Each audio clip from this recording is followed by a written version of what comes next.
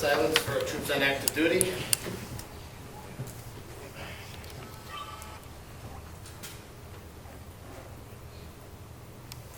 Thank you. Item number 2. Approval of minutes of the regular city council meeting on July 14, 2015. So moved. Second. Motion made second. Discussion. Hearing none, all in favor? Aye. Aye, all opposed, motion passes. Item number 3 is public participation. Let me just remind everyone that we have a 3-minute speaking time. We ask that you stick to that.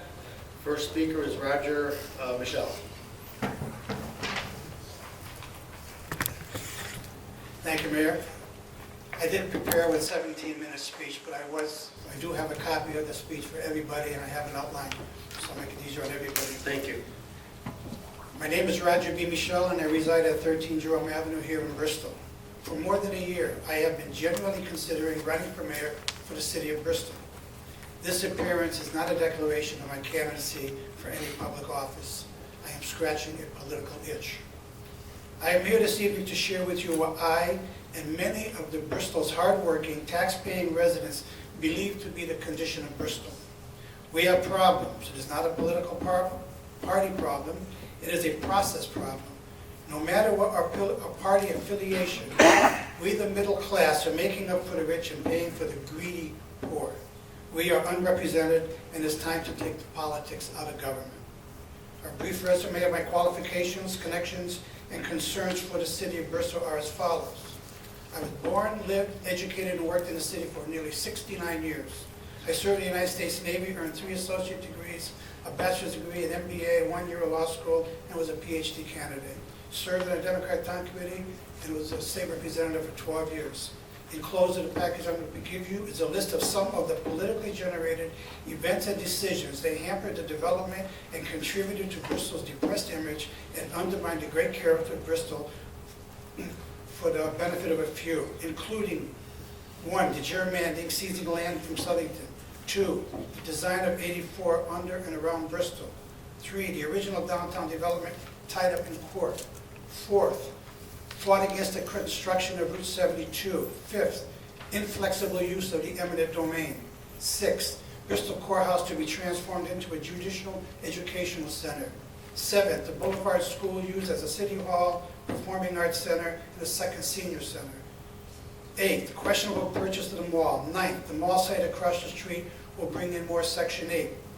10, Section 8 flu is attracting the greedy. 11, depressed community needs more state and federal funds, grants, to fund more Section 8 programs. There is a pulling power of these social worker programs. Social service programs are for the needy, not for the greedy. There is a Gestapo demanding attitude for these new arrivals. And my barbershop is located for 60 years here. In the past few years, I have thrown out 14 people out of my shop from these new arrivals. 4 of them with almost deadly consequences. And there's a list of them. I have some recommendations. Close Cambridge Park and Lake Avenue. Turn them into premier senior housing. Relocate all of Section 8 to Huntington Woods. No new Section 8. Help the needy, not the greedy. Improve and increase senior housing. Do what you are elected to do, not what it takes to get reelected. Unite the city, do not divide it. And I would like to see that for the beginning of our education improvement, a mandatory standardized preschool. In the school year of 2005 and 2006, we were 7th out of 9 level in education. Today, with the Alliance District, we are still with the same group of cities that were in that group. Real quick, be an elected official, not a politician. Do what you are elected to do, not what it takes to get reelected. The average number of residents old enough to vote that did not vote in the past 14 elections is 66%. Work to encourage voting. And now in closing, do not be surprised when tearing down these houses in the name of blight comes back and bites the city taxpayers by making us pay compensation for the financial damages. Thank you for the courtesy you extended me this evening, and I'll hand out a package. Thank you, Roger. Thanks for seeing you again in City Hall. It's been a while. Are you going to hand those out after or no?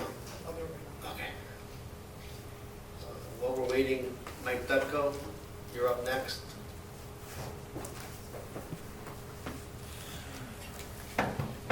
Just wait 1 minute.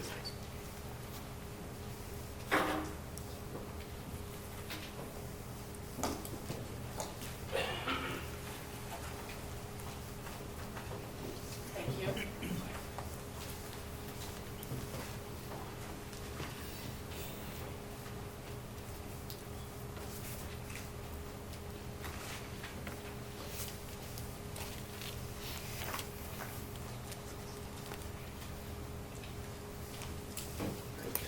Michael J. Dudko, 116 Lewis Road, and I have two items. The first one, I'm just going to be relatively short. I first want to apologize for last month. I gave incorrect information about the city owning the former highly polluted Superior Electric Pond in the Southeast Business Park. But in doing so, I discovered something else. The old canal that emptied into it laid across lot number 9 in the industrial park. Last week, I went to the DEP, the Department of Environmental Protection. I felt there must have been contaminants going down that stream for 20 years. There are documents I discovered in the DEP that indicated that is so. Up now, the city has known nothing about this. There are no records about that past history of that area being contaminated. The city owns this. I hope this will be rectified in the future. A future buyer needs to know this. It's amazing that this information wasn't in any city records. It was contaminated, possibly very likely cleaned up, but those records need to be obtained. And a future buyer needs to know this. Maybe real estate laws would have been broken. So we need to take care of that. The more important thing was I attended the BDA meeting last month on the 27th, and Councilwoman Fortier was there, and of course the mayor. And I cited 2 specific rules and regulations in the Southeast Business Park Regulations guidelines that were adopted just last year in February that were being broken. 2.5. Frontage along Middle Street shall be occupied by corporate offices or manufacturers occupying 75,000 square feet or more, not distribution facilities. I cited this in the public participation portion of that meeting. Also, secondary, distribution facilities employing 2 or more facility employees per 1,000 square feet of floor area must be obeyed. Okay, their building is 20,000 square feet. Okay, floor space might be 60,000 square feet. So if it's got to be 1 or 2 employees per 1,000 square feet, 60 times 2, there should be 120 employees required to work there.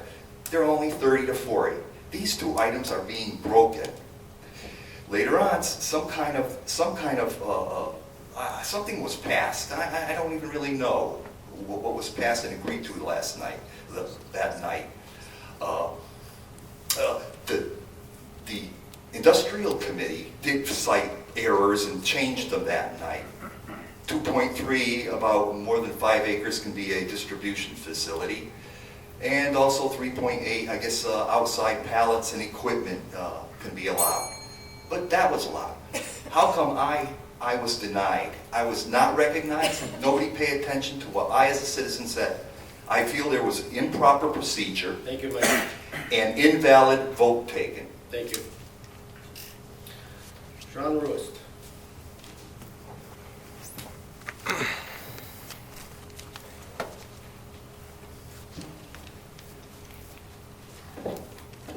Good evening, Sean Roost, 53 Lancaster Road. I don't know if some of you are aware, but I've been going to some of the Central Naugatuck Valley regional meetings for the planning meetings. And happened to be filming one of the meetings, and I looked on a desk next to me, and there was a Guide to Station Area Planning, TOD 202, which is a publication from Reconnecting America. They're a nonprofit that's federally funded. And what they basically do is, and this is what their mission statement is on their website, that they integrate people together to move the process forward for transit-oriented development. This is what our regional planners are looking at for a guide for development. Okay, so I looked up the document online, and there's a graph for regional centers and urban centers. I read that Bristol was going to be transformed into an urban center, but the Office of Policy Management for the state of Connecticut says that it's a regional center. So what's the difference between a regional center and an urban center? Well, the graph says the major planning and development changes for a regional center is integrating a dense mix of housing and employment in a build-out context. And an urban center is integrating high-density housing into an existing mix of housing and employment to support local retail. It also says a regional center housing mix for new development should be high-rise and mid-rise apartments and condos, and an urban center should be mid-rise, low-rise, some high-rise apartments, and some townhomes. The number of targeted units for a regional center is between 8,000 and 30,000 new units. And for an urban center, it is 5,000 to 15,000. This would significantly change the way that Bristol looks in the downtown, and it would definitely change the tax base in the city. Net project density housing for a regional center is 75 to 300 units per acre. An urban center is 50 to 150. Tomorrow night, Renaissance Downtowns is going to have their land use plan before a public hearing for the zoning commission. Their projected development is for approximately 60 units per acre. And this is contrary to what the rumor is around Bristol. Everybody thinks Renaissance is on their way out. I saw it on the Memorial Boulevard Task Force Facebook today. Untrue. In the planning guide, it says the community should be involved and educated about transit-oriented development and its potential to leverage private investment. And it's important to explain the trade-offs to the community, the trade-offs required to achieve the project's goals. It also cites engaging in an honest and open discussion is critical to the development and its success. So, you guys have been hearing me for a while. What's going on with the Depot Square project? I mean, is Renaissance really on the way out? I don't think that's true. People ought to know. Thank you. Thank you. Cheryl Barton.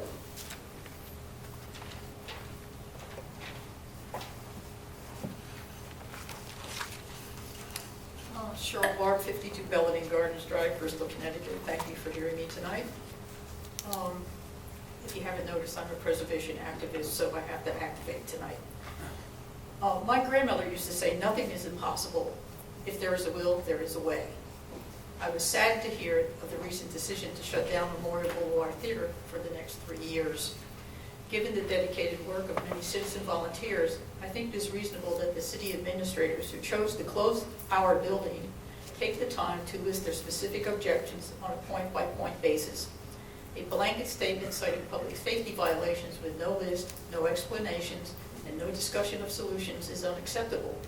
This does not lead to understanding, but only frustration, resentment, and anger, since community aspirations still remain unfulfilled for downtown Bristol. Since the building has school children occupying the place all day 4 years ago, I'm curious to know if the code violations existed then. How long does it take adults to evacuate the theater rather than children? Public safety concerns were addressed before the concerts began last fall, fireproofing the theater curtains, fixing the lights, a number of items. Concerts were not held in the winter due to the lack of daylight and icy conditions. What has changed so significantly in approximately 1 year later? Why can't we have concerts like we did last autumn? I have been hearing ridiculous things. Suggestions to build a wall separating the theater from the rest of the building, along with expensive separate standalone heating and cooling systems. For what purpose, I ask? I have been here, one of the reasons our building was listed on the Connecticut State Register of Historic Places is the fact that the interior spaces maintained their historic integrity and were substantially unaltered.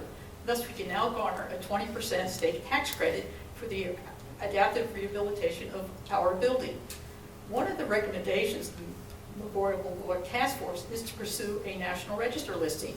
I have yet to see any dollars allocated to pursue this research endeavor, which will take some time. If we achieve this status, another 25% federal tax credit will become available. Building modifications that affect exterior design or interior space arrangements, disturbing the historic fabric without consultation with preservation-trained architects or the approval of the State Connecticut Preservation Office, or not adhering to the Secretary of Interior standards and guidelines for the rehabilitation of historic buildings will place at risk any National Register listing and corresponding tax credit. We should be assured that the fire marshal and the zoning enforcement officer have educated themselves to the Secretary of Interior's standards for National Register properties before proposing or imposing structural alterations. Has the Connecticut Trust for Historic Preservation, the statewide advocacy group, been contacted, or the State Historic Preservation Office prior to this abrupt decision to close? I believe that certain waivers, options, and strategies exist. They may have been employed elsewhere, and they can be applied to our situation here. After all, we are not the only city in Connecticut that has historic buildings and has encountered these issues. But no one will never know what options exist if one doesn't reach out and ask for free advice. We are fortunate to have had architect Anwar Hussain from DRA Associates. He provided us with some very sensitive, elegant, and minimally invasive solutions to the functional problems while maintaining the architectural integrity of our Memorial Boulevard building. And just one more thing. Mayor Kane, you have urged proponents of this project to get busy and start raising money. How is this possible when the best possible way to garner public support and raise money is to fill the theater with concert goers and provide a good time, as was successfully accomplished this spring and last fall? At this time, we should recall the condition in which we found our Memorial Boulevard building after being shut and basically abandoned for 4 years. And now the directive is to repeat another 3-year cycle of abandonment and neglect. The only way to save and protect... Thank you, Cheryl. I need to finish. Thank you, The Cheryl. only way to protect an historic building is to use it. As my grandmother said, if there is a will, there is a way. And that's what stewardship and leadership is all about, isn't it? Solving problems and finding the way forward. Now, I have a bunch of critical numbers here, but I think I'll save it for another time. Thank you.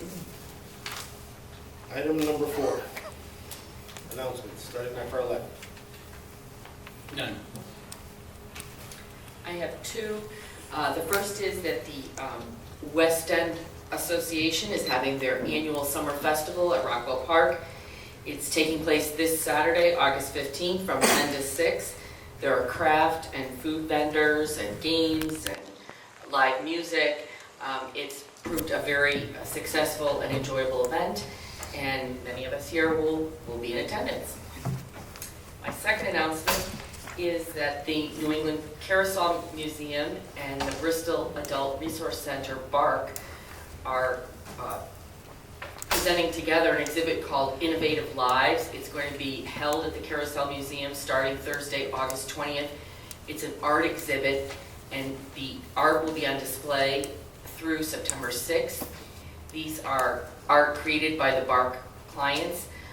They launched their art program at BARC in December of 2014, so they're very proud to be doing this exhibit in conjunction with the Carousel Museum. That's it. Thank you. Thank you. Councilman? Just a quick congratulations to the Bristol Auto Club for completing 40 years in existence, providing the car shows and cruise nights. We appreciate all they do for the city. Councilwoman? I have an announcement for those of you who are interested in electronic waste. The Public Works Department will have a collection on Saturday, August 22nd from 8:30 to 12:30 at the City Yard on Vincent P. Kelly Road. And this is an important one that people actually look forward to because it accepts all those difficult items like CPUs and computers, laptops, towers, servers, TVs, computer monitors, toasters, small household electronic appliances. So for those of you who have been accumulating and waiting for those items, the local day is Saturday, August 22nd, and this information appears on the Public Works Facebook page. Also, I wanted to let everybody know that although the historic trolley car tour of Federal Hill is officially sold out for August 30th, there is still a concert on the green, which will be the first one of the season. That day, August 30th, starting at 5:30, featuring Cajun Ray and the Steamer, sponsored by the Federal Hill Association. That gets underway at 5:30. For those of you who were unable to get tickets for the historic trolley car but like that type of thing, I encourage you to save the date for the second annual Lantern Tour of West Cemetery, where they will again be reprising roles of people who are significant to Bristol's history on that night. It's a Friday night, September 25th. Tickets are going to be required. For those of you who may have attended last year, you would have seen that it was quite the crowd, and in anticipating between 50 and 100 people, we actually serviced 250 people in different groups that traveled through the older section of West Cemetery and listened to stories from the characters standing alongside the grave sites. So that one is not to be missed on Friday night, September 25th by Lantern Tour. Thank you. Thank you. I have a few. Our Youth Services Community Relations is currently working to coordinate with Main Street Foundation and United Way. They are hiring a part-time caseworker for 1 year to work on displaced tenants, homeless, and imminent homeless individuals and families. So that's going to work in conjunction with our services. Eileen is currently working on that. Our building department is now accepting credit cards. And this is something that we've been doing through my administration, bringing all the departments up to, I had to say, but technology where we are today, where this should have been done years ago. But now the builders and people coming in for permits will be able to use their debit card or credit cards. The patch is having a few things. They're having a block party September 19th. Stay tuned for more information on that. They're also showing some animated cartoons. The first one is going to be Dumbo on August 13th, this Thursday at 8 p.m. And the second one was just rescheduled due to the rain from today. It's going to be Peter Pan, which is Friday, August 28th at 8 p.m. Again, this is working to bring families downtown and just keep the downtown alive. The other thing I want to do is I have to thank some people. We received a grant for $2.3 million from the Bristol Preschool. I should say the Bristol Preschool received the grant, and I have to really thank Representative Betts, as well as give a special thank you to Representative Bocas. Second grant we received is a $260,000 Engine Company 5 Renovations grant. This grant is going to allow us to put some women firefighters headquarters in, and I have to thank Representative Pavlak, Betts, and again, Representative Bocas. Four items. 5A is to place on file the new hire report for July 2015. 5B is to place on file the recommendation from the Planning Commission to dispose of municipally owned property at 95 Union Street. Item 5C is to approve the tax assessment freeze application for Alexander Simoni, owner of 95 Smith Street, Bristol, for the rehabilitation of a blighted property with the restoration of a single-family structure per Section 5-57 of the Bristol Code of Ordinances. And item 5D is to approve the tax assessment freeze application for Vicki Chandler, owner of 22 Grove Place, Bristol, for the rehabilitation of the blighted property with the restoration of a single-family structure per Section 5-57 of the Bristol Code of Ordinances. Move to approve. Second. So moved. And a second. Any discussion? Yes, I'd like to be noted in the record as abstaining on the new hire report, as my husband appears on it this month because he received a stipend for his work with an at-risk youth group with the Bristol Youth Pull that Services. out. We'll take out item number A, 5A. Any discussion on item B, C, and D? Hearing none. All in favor? Aye. Opposed? Motion passes. Item 5A is to place on file new hire report, July 2015. Any discussion? Hearing none. All in favor? Aye. Aye. Opposed? One abstention. Item number 6. Okay, Real Estate Committee. I hereby move that the City of Bristol approve the lease agreement by and between the City of Bristol landlord and Central Connecticut Rehab Medical Group, PC, tenant for a portion of property located at Bristol Youth Services Complex 11 Bellevue Avenue, Bristol, Connecticut, for a term commencing July 1st, 2015 through July 30th, 2017. Total rent paid by the tenant shall be $15,460.25 per year, or $1,288.35 per month, which is based on the rental of 1,200 square feet at $12.88354 dollars per square foot. Further move this matter be referred to Corporation Council to prepare and or review any necessary documents. I further move the mayor or acting mayor be authorized to execute any necessary documents to effectuate the same. Second. Motion made and seconded, discussion. Hearing none, all in favor? Aye. All opposed, motion passes. Item B. I think we voted on the last month. 65 Will Street. I just make a motion that, to place that on file, that it doesn't need to be acted on tonight. Second. Second. Motion made and seconded, discussion. Hearing none, all in favor? Aye. All opposed, motion passes. Item C. Okay, I have a motion. I hereby move that the City of Bristol seek requests for proposals for the disposition of property owned by the city known as 95 Union Street on map 31 of the Bristol Assessor's Office upon receipt of the report from planning, and the purchasing agent be authorized to request proposals. I further move that this matter be referred to the Corporation Council to prepare and or review any necessary documents. I further move that the mayor or acting mayor be authorized to execute any necessary documents to effectuate the same. Second. Motion made and seconded, discussion. Hearing none, all in favor? Aye. Opposed, motion passes. Item D. Can I interject for 1 minute? Can we go just back to 6B, just so you know, the motion there was to just add in the minimum bid. We don't need to do that. I guess Corporation Council has determined that it's unnecessary to be brought up as a motion, so. Okay. Yeah, So we don't need any action. correct. Item D.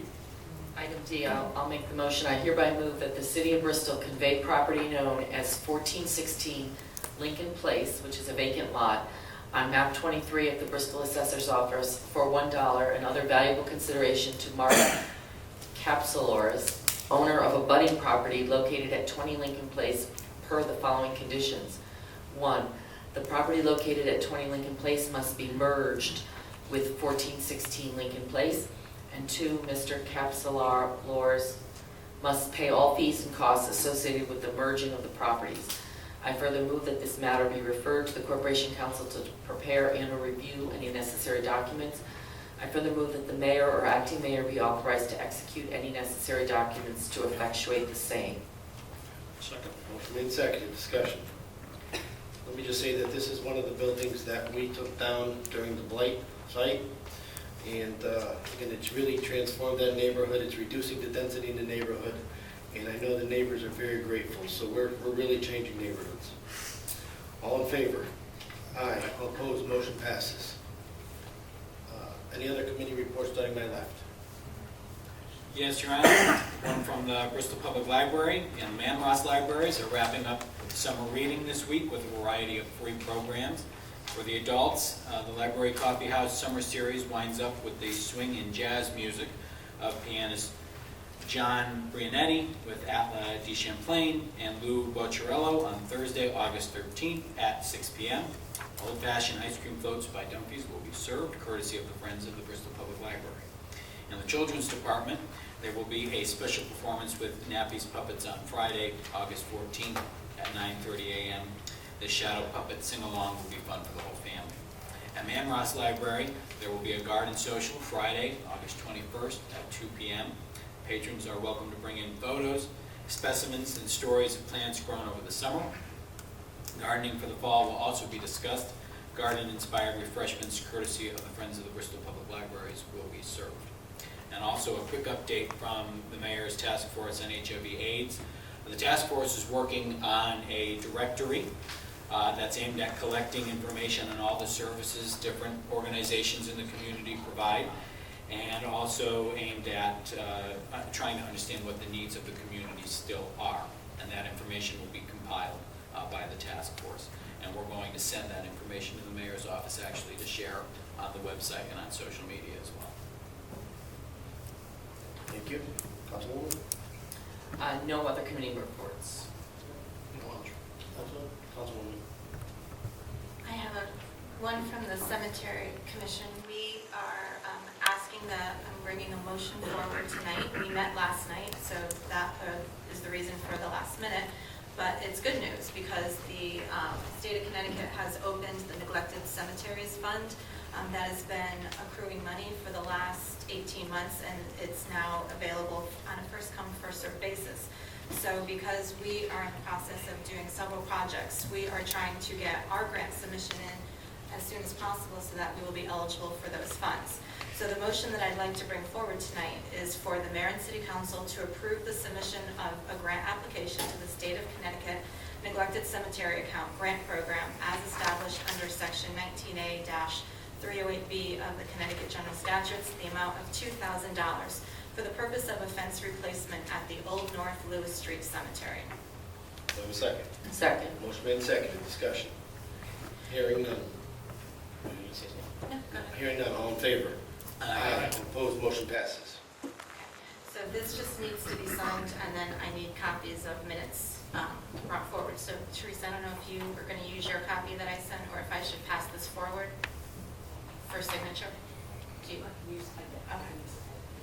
Okay, and then because we don't have a department at the Cemetery Commission, I also, for purposes of accountability and transparency, would also like to let everybody know that we are also forwarding to the Controller's Office a request for the same subject matter. The fence at Lewis Street is in very poor condition and is a safety and liability hazard. So we are requesting a transfer from contingency of $12,000, which will hopefully be defrayed with lower bids and/or some of these grant funds. So I don't believe it requires council action, but because we don't have a department to do that form, I would just like to formally ask that this be referred to the Board of Finance. Okay. I make a motion that that request be forwarded to the Board of Finance. Second? Motion made and seconded, discussion.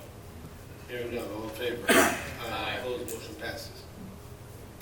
Councilwoman, can I also ask that for the grant application, the 2000 for the Cemetery Commission, that you authorize the mayor to sign that application? Certainly. I'll amend that motion to read accordingly. Second to the amendment. Second. Motion made and seconded, discussion. Hearing none, all in favor? Aye. Opposed, motion passes. There's not a lot to report with code enforcement. It's obviously very busy. There's a lot of activity. There's been a development with one of our landlords that we've been having a lot of interaction with, where there's now some police involvement in terms of rent and collection of rent policies that has come to fruition after probably almost a year of investigatory work. So that will be something that we'll be monitoring as well. Our two assessment freeze applications appeared under the consent calendar, and the one thing that I'd like to mention, somewhat of an ancillary issue with code enforcement, and you may have heard me speak of this previously, is that a lot of our families that are being displaced, it's being done under duress, and a lot of times they're not able to access their personal belongings, or they're in such a condition that they don't want to take them.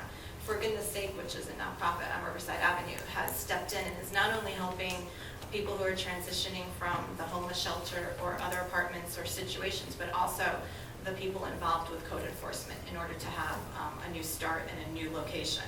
And on Saturday, they're having a very large fundraiser tag sale at their property on Riverside Avenue. So for those of you on your way to or from the West End Rockwell Park Festival, please stop by on Riverside Avenue and support For Goodness Sake, because it's a great cause, but also it's going to be a really large tag sale and a major fundraiser for them to continue their efforts. They are an all-volunteer run organization. So they definitely are positively impacting part of what we're doing from a code enforcement policy. So I'd really like to encourage everyone to support them. And then my last committee report is somewhat of a hybrid, because the task force, which I chaired, has now finished its work, and we now have two separate committees, of which I'm a member of both. And they met, both of them met last week, and they'll be meeting weekly through the month of August in order to get some of the technical work completed. The building committee did ask, and we voted unanimously last month, to bring a motion forward to the city council and mayor to do a minor name change and drop the word school from our committee name, so that instead of being the Memorial Boulevard School Building Committee, we would be the Memorial Boulevard Building Committee. So I'll make that in the form of a motion. Motion made and seconded. Discussion. So Memorial Building Committee, is that what you We said? would just be dropping the word school that appeared in your original motion, and mostly it's because of Chapter 18. A lot of people probably know we have an entire ordinance chapter, and some of it's devoted to school building committees. We do not have to follow those regulations. I would like to not have that be confused with school building committees, and I think it would just be best, since it is no longer a school, that we just drop that word from the title. Excellent. Any discussion? Hearing none, all in favor? Aye. All opposed, motion passes. Okay, and then, there's been a lot of, shall we say, publicity and probably some more articles that are going to be coming out shortly. Some of them have involved the summit development proposal that came before the city, I believe in February of 2013. And I just want to be clear that during the work of the task force, of which I can speak, for the 15 months that we were in existence, all options were on the table.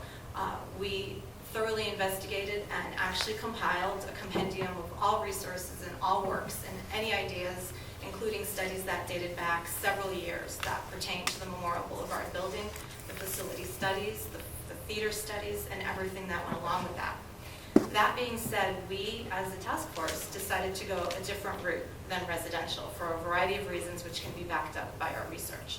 So on May 27th, when I did receive the email from Mayor Hawking suggesting that we revisit Summit, I politely responded that obviously all options were open because I could not speak for the task force. At that evening, I did read into the record his email, and it was met with concern because that was not the direction we were going, and we were actually 13 months into our work and close to filing our final recommendation at that time. So there were some concerns, there was some fear that this was going to be the start of the derailment, but we continued with our work and we filed our report. But I want to be very clear that that was never an option for us, and it's something that, as a city, it concerns me that it even is rearing its head again. If those of you who were in the room, as I was as a private citizen back then, that proposal, the first one was that they were going to buy it for $300,000 and then renovate it for 1.5. And as we can tell you, from the 15 months that we spent working on it, the price tag is going to be higher. Now, that may or not be a good or a bad thing, depending on which view you have for investing in historic structure in Bristol. But the point is that that proposal from the beginning was flawed. It included the theater, and then they had other space for apartments and other things. The second proposal was then to allow the city to lease the theater, and that they would renovate the remaining, and they would donate $100,000. But then their renovations had escalated to $3 million. Again, a number that we now know is not a good number. So in general, when the costs are escalating at that level, but we then do a very comprehensive report 2 years later and find that those numbers were not substantial, I think from a credibility standpoint, the Summit proposal was something that we were not interested in pursuing. Then when you look at some of the background information for due diligence, which I'm assuming that the real estate committee did at that point, you start to see that there's all types of LLCs involved and business filings in Rhode Island, business filings in Massachusetts that are concerning to me. There's a certificate of revocation because they didn't file certain paperwork, which means they actually lost their legal standing to be an LLC and those protections that come with it. And then if you look at some of the personnel involved, again, not to cast aspersions, but some of this, the documentation that I was able to locate involves the court system in Rhode Island. A lot of interesting things, including 3 guilty charges for failure to pay weekly wages. So I'm not sure that these are the types of projects that we want to go to. We don't have good luck in Bristol with trying to find partners collaboratively for private-public partnerships. That being said, I think everybody's open to those opportunities, but due diligence, background, and information, as well as real numbers, whether you like those numbers or not, are obviously the basis of whatever those foundations are going to be. So I just caution anyone before they get concerned or upset about what they may or may not read in the paper, about things that may or may not have happened. The proposal is in. The Planning Commission has spoken. I think the people have spoken, and the task force recommendation is going to stand until it's acted on otherwise. The two committees are meeting weekly. There will be an evening report where we bring everybody together and let them know what we've done. But even the first week, the body of work that both the Memorial Boulevard Building Committee and the organizing committee have gone through is substantial. There is a lot of technical work that needs to be done. We're going to continue to do that work, and we do hope that the public who have been instrumental to what we've done so far will continue to be our partners as we move forward, because that's what's important, is that the plan doesn't stop. We're going to hear about a lot of plans tonight, and a few others, hopefully the synthetic fields, which have been stalled. And I think it's time that we decide which projects are going to happen, which ones aren't, and how we're going to invest, because I frankly am sick of having the conversation about why we can't do things. Thank you. Let me just correct you on one thing, because I didn't say suggest revisit. As you're well aware, the email states that I sent to you. I was merely passing along a message from a phone call and an invitation from Summit to the board. So I just want to make that perfectly clear. I think it's very clear. Okay, just make sure you say it right next time. Any unfinished business, starting my left?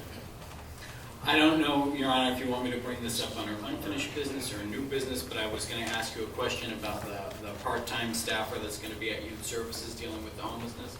Do you want to treat it like new business The one that I brought up? tonight? Yeah, we can talk about it. It's not going to be at Youth Services, it's going to be working with the Main Street Foundation, but our Youth Services and Community Relations is going to coordinate our benefits and their benefits together to get the people the best that they can. Okay. Oh, all right.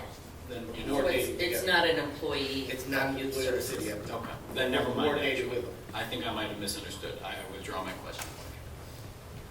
Any other unfinished business, Councilman? I do have, No. Okay, Councilwoman. sorry, I'm sorry, I thought you were questioning me. I do have one item, and it is the synthetic fields issue. The Synthetic Fields Committee has been meeting for many months, and they produced a report that they gave to all of us council members. We got it in our mailbox. And I believe that we got the report, perhaps it was the end of June, perhaps the beginning of July, but I think it was in advance of our July meeting. And the item was not on our agenda in July, and it was not on this agenda.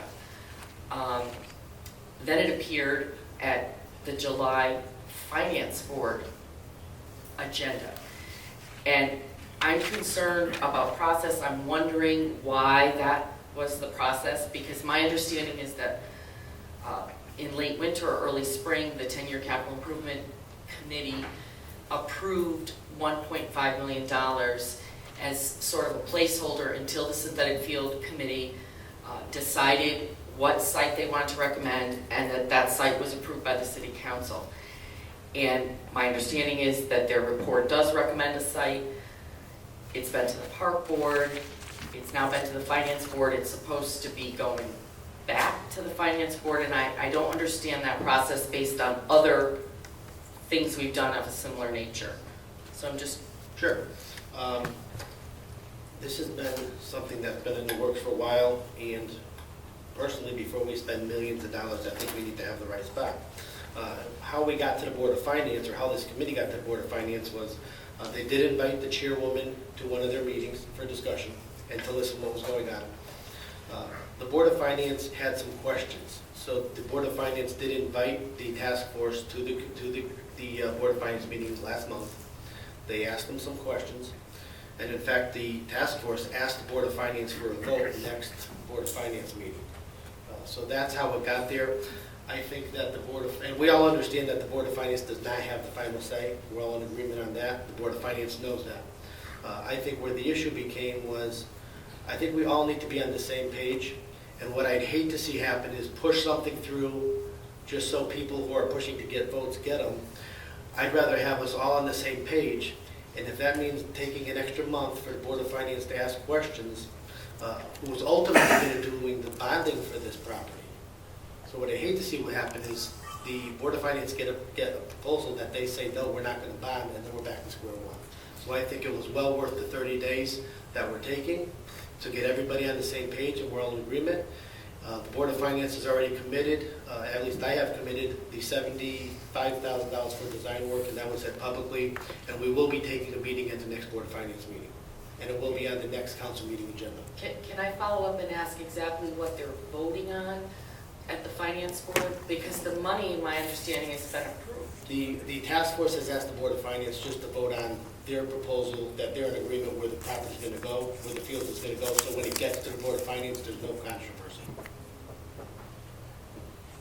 So through the mayor, what happens if it gets here and we don't agree with the site because we're the policy-making one that has to release it before it gets the money according to the caveat that's listed at the bottom of the 10-year capital improvement fund? Then I guess the council at that point will recommend the site that they'd like, and we'll go from there. And a second question, is this a bonded item? Because I don't believe that's the column that it's in on the Not 10-year the capital. 75,000, but ultimately the building of the field will be. Anything else? Any other unfinished business? None for me. Okay, Councilman? Councilman? Just my standard item about the ongoing expenses for the patch. Again, this is the same answer that I gave every month for the last 6 months. I know you brought it up under Public Works, and that'll be under discussion, but the same answer that I continue to say is going to say, and you can answer the question every month, and I'm going to give the same answer. Anything else? What department is paying for the turf builder, the topsoil, and everything else that's being used You've on asked that that at site? Public Works, and that will be answered at Public Works. So next Thursday, we'll have an answer itemized for the labor and the material costs for the patch. You've asked that at Public Works, and it will be answered at Public Works. Any other discussion, any other unfinished business? Councilman? No. Okay, and I have none. New business, starting my far left. None. None. Chair has none. Resignations. There are 2 resignations. One is from Ann Rhodes from the School Readiness Council, and the other is from Thomas Barnes Sr. from the Bristol Downtown Development Corporation. Can I have a motion to accept and send them a letter of thank you? Second. None. None. None, Your Honor. Chair has none. Resignations. There are 2 resignations. One is from Ann Rhodes from the School Readiness Council, and the other is from Thomas Barnes Sr. from the Bristol Downtown Development Corporation. Can I have a motion to accept and send them a letter of thank you? Second. Can I have a second? Motion made second. Discussion. Hearing none. All in favor? Aye. All opposed? Motion passes. Where are we? Appointments. Appointments. Building Code of Appeals. Building Code Board of Appeals to reappoint Edward D. D'Amato Jr., 5-year term to 8/20. To reappoint Blank Della Bianca, substitute member, 5-year term to 8/20. To approve? Motion made and seconded. Discussion. Hearing none. All in favor? Aye. All opposed? Motion passes. Youth Commission to appoint Crystal Corello to replace Kayla Morado, under 21 years of age member, resigned 3/18. To approve? Motion made and seconded. Discussion. Hearing none. All in favor? Aye. All opposed? Motion passes. Zoning Board of Appeals to reappoint Gerald Raffanello, 3-year term to 7/18. So moved. Second? Motion made and seconded. Discussion. Hearing none. All in favor? Aye. All opposed? Motion passes. Before we go on, can I just have a motion to bring the addenda forward? I see a number of the Eastern Board here, and I'm sure they want to sit here all night. Can I just have a motion to bring the addenda forward? So moved. Second. Motion made and seconded. Discussion. Hearing none. All in favor?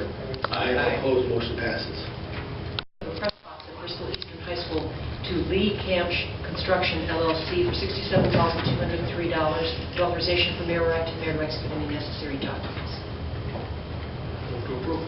Second. Motion made and seconded. Discussion. Hearing none. All in favor? Aye. Opposed? Motion passes. You can all leave. Item number 11. Approval to establish the L&P Hubble School Roof Replacement Building Committee and announce the nominating committee members for the committee. Have a motion. So moved. Motion made and seconded. Do I read the name of it now or after the motion? Yes, actually, I would take a vote on all of them, including the committee members. Although the committee members, actually, I should say, your vote, you actually pick council person that serves, and the Board of Education has actually picked. So we vote on this motion first and then I announce it? Okay. You could do Any discussion on this? Hearing none, all in favor? Aye, all opposed, motion passes. Representative Eric Carlson is a city council member. Board of Ed member is Democrat Karen Bieber. And the Board of Finance, Cheryl Tebow, the chairman will be picking someone by the next Board of Finance meeting. So that's to be announced next month. Item 12. Award of contract 2P15-41A, on-call engineering services for analysis of bridge conditions to Wengel, McDonald, and Costello Incorporated in accordance with the hourly rate schedule through December 31st, 2016, and authorization for mayor or acting mayor to execute any necessary documents. Motion made, seconded, discussion. Hearing none, all in favor? Aye, opposed, motion passes. Item 13. Award of contract 2C16-6, UST removal and fuel conversion for Edgewood and Stafford schools to West State Mechanical Incorporated for $249,760, and authorization for mayor or acting mayor to execute any necessary documents. Approved. Motion made, seconded, discussion. Hearing none, all in favor? Aye, opposed, motion passes. Item 14. Resolution regarding approval to implement the Workforce Innovation and Opportunity Act of 2014 and authorization for mayor or acting mayor to execute any necessary documents and to waive the reading of the resolution but to include it as part of the minutes. Someone care to read the resolution? You can actually waive the reading if you'd like. It's a full page, that's why. Okay, we have a motion to waive the reading. So moved. Second. Motion made, seconded, discussion. Hearing none, all in favor? Aye. Opposed, motion passes. Motion to accept item 14. Yes, do you want to take a roll call vote Do on I have a that? second? Motion to... So moved. So moved, second. Any discussion? Hearing none, roll call, starting my far left. Yes. Yes. Yes. Yes. Yes. Chair votes yes, motion passes. Item 15 and 16. Executive sessions, and they are to discuss the settlement agreement regarding the matter of Consumers Federal Credit Union versus Consumers Federal Credit Union, docket number HHB CB10 6003924S, and also Consumers Federal Credit Union versus Consumers Federal Credit Union, docket number HHB CB10 6002503S. Over there? Our office. Motion to go into executive session. So moved. Second. Made second, discussion. Hearing none, all in favor? Aye. Motion passes.